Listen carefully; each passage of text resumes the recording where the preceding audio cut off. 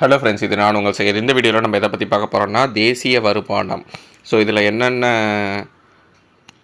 ஃபேக்டர்ஸ்லாம் இருக்குது, ஜிடிபினா என்ன, ஜிஎன்பினா என்ன, என்என்பி, என்டிபி, தலா வருமானம்னா என்ன, தனிப்பட்ட வருமானம்னா என்னன்னு பார்க்க போகிறோம். அப்புறமா இது இந்த ஜிடிபி மதிப்பீடு யார் பண்ணாங்க அப்படிங்கிறதையும் பார்க்க போகிறோம். ஸோ ஃபஸ்ட்டு பார்த்திங்கன்னா தமிழில் எக்ஸ்பிளைன் பண்ணிடுறேன் ஷார்ட்டாக கிறிஸ்பாக. அதுக்கப்புறமா இங்கிலீஷில் உள்ளதை நான் சொல்லிடுறேன், இதெல்லாம் எக்ஸாம் பாயிண்ட் ஆஃப் வியூவில் நீங்கள் படிக்கணும் அப்படின்னு சொல்லிட்டு. ஸோ இது பார்த்திங்கன்னா 10th புக்கில் யூனிட் 1 இருக்கக்கூடிய விஷயம். ஸோ ஃபஸ்ட்டு பார்த்திங்கன்னா என்னென்ன ஆஸ்பெக்டில் கொஷின் கேட்பாங்க அப்படின்னா, மொத்த உள்நாட்டு உற்பத்தி இதை கொடுத்துட்டு ஆப்ஷனில் இதுக்கான டெஃபனிஷனை பொறுத்து சொல்லி கேட்கலாம். டெஃபனிஷனில் என்னென்ன கொடுக்கலாம், இஎன்பியோட டெஃபனிஷன், ஜிடிபியோட டெஃபனிஷன், தலா வருமானத்தோட டெஃபனிஷன், அந்த மாதிரி கொடுத்து கொஷின் கேட்கலாம்.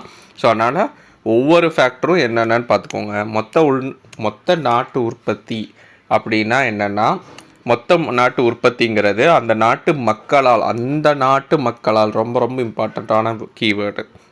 இதே பார்த்திங்கன்னா மொத்த உள்நாட்டு உற்பத்தியில் இந்த வார்த்தை இருக்காது, அந்த நாட்டு மக்கள்லாம் இருக்காது. அது மொத்த நாட்டு உற்பத்தியில் மக்கள் முக்கிய பங்கு வகிப்பாங்க, அந்த நாட்டு மக்கள். இப்போ இந்தியானா இந்திய நாட்டு மக்கள். ஒரு வருடத்தில் ரெண்டுமே ஒரு வருடத்தை தான் கணக்கு பண்ணுவாங்க. ஈட்டிய வருமானம் உற்பத்தி செய்யப்பட்ட வெளியீடு பண்டங்கள் பணிகள் மதிப்பை குறிக்கும். ஸோ ரொம்ப இம்பார்ட்டண்ட்டான கீவேர்டு அந்த நாட்டு மக்கள்.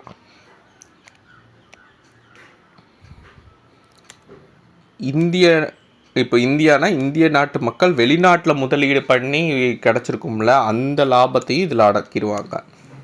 ஸோ நம்ம நாட்டில் மட்டும் இல்லை, வெளிநாட்டில் முதலீடு பண்ணி அங்கே கிடைச்ச லாபம். ஏன்னா அந்த லாபம் யாருக்கு கிடைக்கும், நம்மளுக்கு தானே கிடைக்கும், அதாவது இந்திய மக்களுக்கு தானே கிடைக்கும். அதையும் ஆட் பண்ணிக்குவாங்க.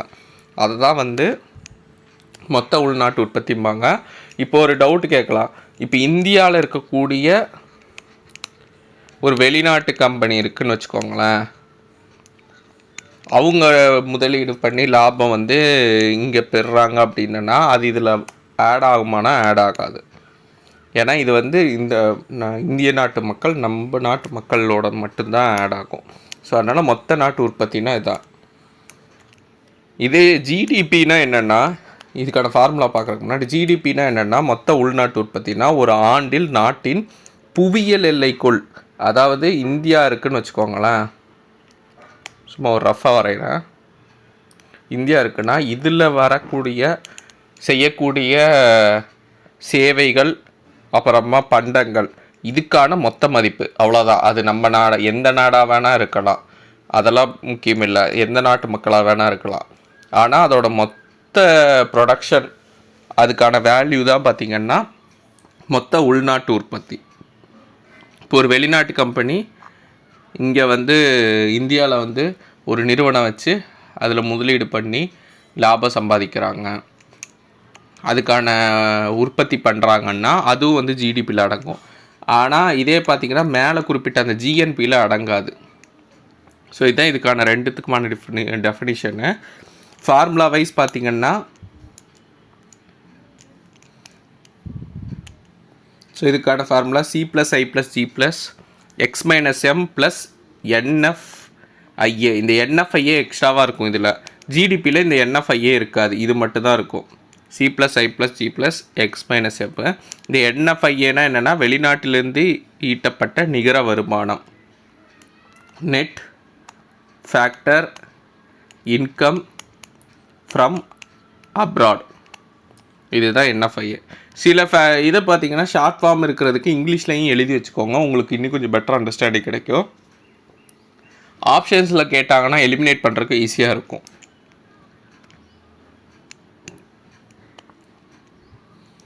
மொத்த உள்நாட்டு உற்பத்தினா ஜிடிபி. இதே ஸ்டேட்டுக்கு கேட்டாங்கன்னா ஜிஎஸ்டிபின்னு சொல்லுவாங்க, கிராஸ் ஸ்டேட் டொமஸ்டிக் ப்ராடக்ட், அவ்வளோதான். அடுத்து நிகர நாட்டு உற்பத்தி. நிகரங்கிற வார்த்தை வந்தால் ஒன்றும் வேண்டாம், ஜிடிபியோ இல்லை என்என்பினா ஜிஎன்பின்னு எழுதிக்கோங்க, மைனஸ் தேய்மானம், அவ்வளோதான்.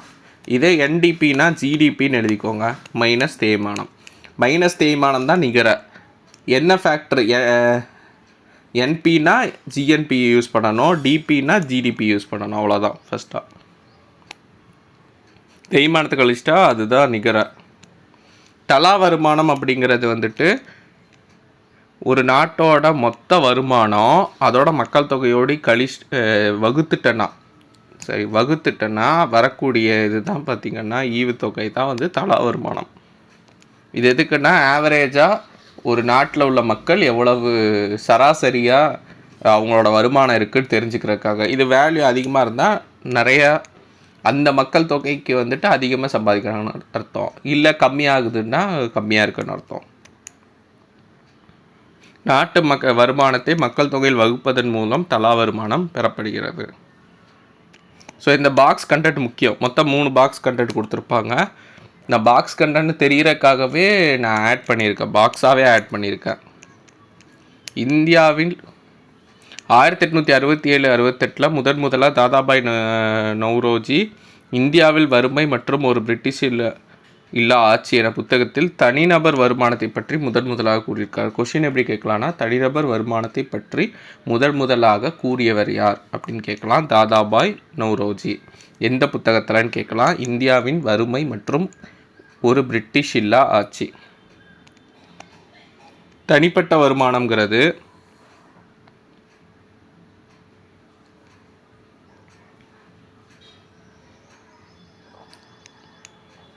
வரி விதிக்கிறதுக்கு முன்னாடி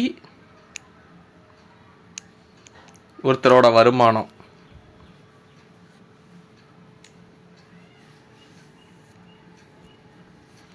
அதான் நேர்முக வரி விதிப்பிற்கு முன் தனிநபர்கள் ஒரு நாட்டின் குடும்பங்களின் மூலம் அனைத்து ஆதாரங்களிலிருந்து பெறப்பட்ட பண வருமானத்தை தனிப்பட்ட வருமானம் என்கிறோம்.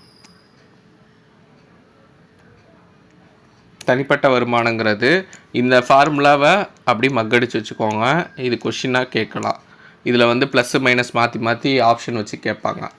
தனிப்பட்ட வருமானங்கிறது நாட்டு வருமானத்தில் பெருநிறுவனங்களோட வருமான வரி, அதிலிருந்து பகிர்ந்தளிக்கப்படாத வருவாயை கழிச்சிருவாங்க, சமூக பாதுகாப்பு பங்களிப்பை கழிச்சிருவாங்க, மாற்று வருவாயை ஆட் பண்ணிடுவாங்க.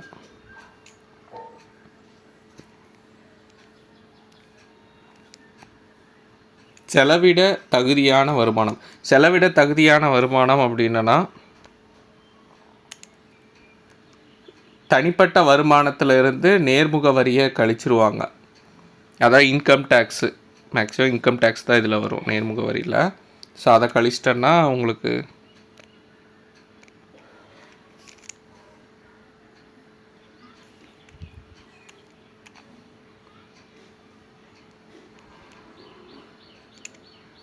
தனிப்பட்ட வருமானம் மைனஸ் நேர்முக வரி, அதுதான் செலவிட தகுந்த. எடுத்துக்காட்டுக்கு வந்து ஒருத்தருக்கு வந்துட்டு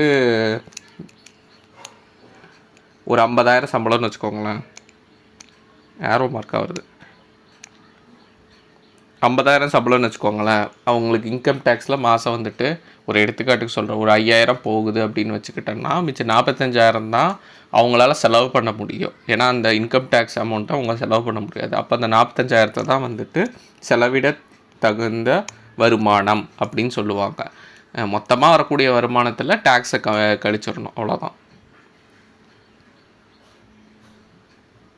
அடுத்து மொத்த உள்நாட்டு உற்பத்தி 3 வகையாக பண்ணுவாங்க. அதில் பார்த்திங்கன்னா வரையறையில் வந்துட்டு செலவின முறை, வருமான முறை, மதிப்பு கூட்டு முறைன்னு 3 முறை இருக்குது. செலவின முறையில் தான் இந்த ஃபார்முலா C+I+G+X-M. இந்த ஃபார்முலா நல்லா ஞாபகம் வச்சுக்கோங்க. சிங்கிறது கன்சம்ஷன்னு, ஐங்கிறது வந்து முதலீடு, ஜிங்கிறது அரசு செலவு, X-Mனா ஏற்றுமதி இறக்குமதி.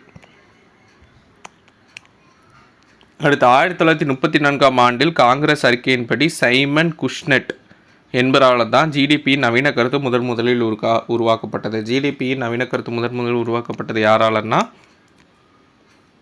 சைமன் குஷ்னெட். வருஷம் 1934 காங்கிரஸ் அறிக்கை.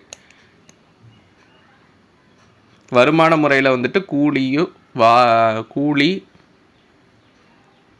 அப்புறமா வட்டி, லாபம், வாடகை வரும். ஸோ இங்கே வாடகை வரும், அதை ஆட் பண்ணிக்கோங்க. வேஜு, ரெண்ட்டு, இன்ட்ரெஸ்ட்டு, ப்ராஃபிட்டு.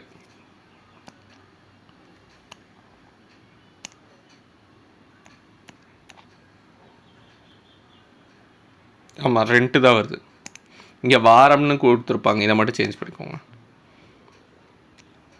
அவ்வளோதான். அதுக்கப்புறமா மொத்த உள்நாட்டு உற்பத்தியோட முக்கியத்துவம், பொருளாதார வளர்ச்சி எப்படி இருக்குன்னு தெரிஞ்சுக்கிறது, பணவீக்கத்தை கண்டுபிடிக்கிறதுக்கு, வளர்ந்த நாடுகளோட ஒப்பிடுறதுக்கு, வாங்கும் திறனை மதிப்பீடு செய்வதற்கு எல்லாம். ஜிடிபி யார் கேல்குலேட் பண்ணுவாங்கன்னா மத்திய புள்ளியியல் அமைப்பு, சிஎஸ்ஓ, ரொம்ப ரொம்ப important, central statistic organisation, CSO. இதையும் எழுதி வச்சுக்கோங்க, இது தெரிஞ்சு வச்சுக்கோங்க. இவங்க இது தவிர வந்து என்ன இது பண்ணுவாங்கன்னா தொழில்துறை உற்பத்தி குறியீடு, நுகர்வோர் விலை குறியீடு, இதையும் வந்து வெளியிடுவாங்க. ஸோ அவ்வளோதான். ஸோ இப்போ இங்கிலீஷில் பார்த்தீங்கன்னா கிராஸ் நேஷ்னல் ப்ராடக்ட்டு. இந்த நேஷ்னல் ப்ராடக்ட்டு மொத்தம் ஜிடிபி, ஜிஎன்பி ஹைலி இம்பார்ட்டண்ட்டு. இதுக்கான டிஃப்ரென்ஸ் மட்டும் டக்குன்னு பார்த்துக்கோங்க. இங்கே பார்த்தீங்கன்னா டொமஸ்டிக் ரெசிடென்ட்டுங்கிற கீவேர்டு இருக்கும். இதே இங்கே பார்த்தீங்கன்னா அவங்க வந்து ஜிடிபியில் வந்து உங்களுக்கு geographical within geographical boundary of country அப்படின்னு இருக்கும். இதுதான் 2 கீவேர்டு, மற்ற எல்லாம் ஒரே மாதிரி தான், சேமாக தான் இருக்கும் மேக்ஸிமம். அதே மாதிரி ஜிஎன்பியில் வந்து profit earned from capital invested abroad வந்து ஆட் பண்ணுவாங்க. ஜிடிபியில் அதை ஆட் பண்ண மாட்டாங்க. ஸோ அந்த என்எஃப்ஐங்கிற ஃபேக்டர் வந்து ஜிஎன்பியில் இருக்கும், ஜிடிபியில் இருக்காது. இந்த மாதிரி கம்பேர் பண்ணி படிச்சிட்டிங்கன்னா ஈஸியாக இருக்கும். நெட் நேஷ்னல் ப்ராடக்ட்னால் நீங்கள் வந்துட்டு என்என்பினா ஜிஎன்பிலேருந்து டிப்ரிஷியேஷனை மைனஸ் பண்ணணும், என்டிபினா ஜிடிபிலேருந்து டிப்ரிஷியேஷனை மைனஸ் பண்ணணும். மைனஸ் டிப்ரிஷியேஷனுங்கிற ஞாபகம் வச்சுக்கோங்க நெட்டுன்னு வந்தாலே. பெர் கேபிட்டா இன்கம் பொறுத்தளவுக்கும் நேஷ்னல் இன்கம் வந்து பாப்புலேஷனோடு டிவைட் பண்ணி என்ன ஆன்சர் வருதோ அதுதான் பெர் கேபிட்டா இன்கம், ஒருத்தருக்கான இன்கம். அடுத்து ஃபஸ்ட்டு கான்செப்ட் பார்த்திங்கன்னா பெர் கேபிட்டா இன்கம் சொன்னது வந்து தாதாபாய் நவ்ரோஜி 1867-68 என்ன புக்கில்னா poverty and unbritish rule of India. Personal income பொறுத்தளவுக்கும் இந்த ஃபார்முலாவை ஞாபகம் வச்சுக்கோங்க. நேஷ்னல் இன்கமில் கார்ப்பரேட் இன்கம் டேக்ஸு மைனஸ் அதிலிருந்து அன்டிஸ்ட்ரிபியூட்டட் கார்ப்பரேட் ப்ராஃபிட்டு, அதுக்கப்புறமா சோசியல் செக்யூரிட்டி கான்ட்ரிபியூஷன், இதெல்லாம் மைனஸ் பண்ணிகிட்டே இருக்கணும்.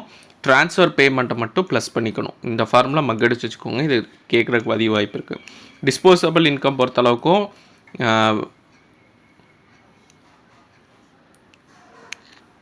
பர்சனல் இன்கத்தில் இருந்து டைரக்ட் டேக்ஸை மைனஸ் பண்ணோன்னா டிஸ்போசபிள் இன்கம், அதை தான் அவங்களால செலவு பண்ண முடியும், அது கொடுத்துருப்பாங்க. அடுத்து ஜிடிபி வந்து 3 மெத்தடில் கேல்குலேட் பண்ணிப்பாங்க. எக்ஸ்பெண்டிச்சர், இன்கம், அதுக்கப்புறமா வேல்யூ ஆடடு. எக்ஸ்பெண்டிச்சரில் C+I+G+X-M. அதே மாதிரி இந்த கான்செப்ட் ஜிடிபிங்கிற மாடர்ன் கான்செப்ட் சொன்னது வந்து குஸ்னெட் 1934. இம்பார்ட்டன்ஸ் ஆஃப் ஜிடிபி பொறுத்தளவுக்கு economic growth, unequal distribution of wealth கண்டுபிடிக்கிறது, இன்ஃப்ளேஷன் இது பண்ணுறது, பிளானிங் பண்ணுறதுக்கு, பர்ச்சேசிங் பவர் கண்டுபிடிக்கிறதுக்கெலாம் யூஸ்ஃபுல்லாக இருக்கும். ஜிடிபியை எஸ்டிமேட் பண்ணுறது வந்து central statistical organisation. Income approach பொறுத்தளவுக்கும் வேஜ், ரெண்ட்டு, இன்ட்ரெஸ்ட்டு, ப்ராஃபிட், அவங்க தான். ஸோ மொத்தமாக இருக்கக்கூடிய கீ கான்செப்ட் இது தான். ஸோ இதை நீங்கள் நோட்ஸ் மேக் பண்ணிக்கோங்க, இல்லை பிரிண்ட் அவுட் எடுத்து படித்து வச்சுக்கோங்க. அப்கமிங் வீடியோஸில் பார்க்கலாம். தேங்க்யூ.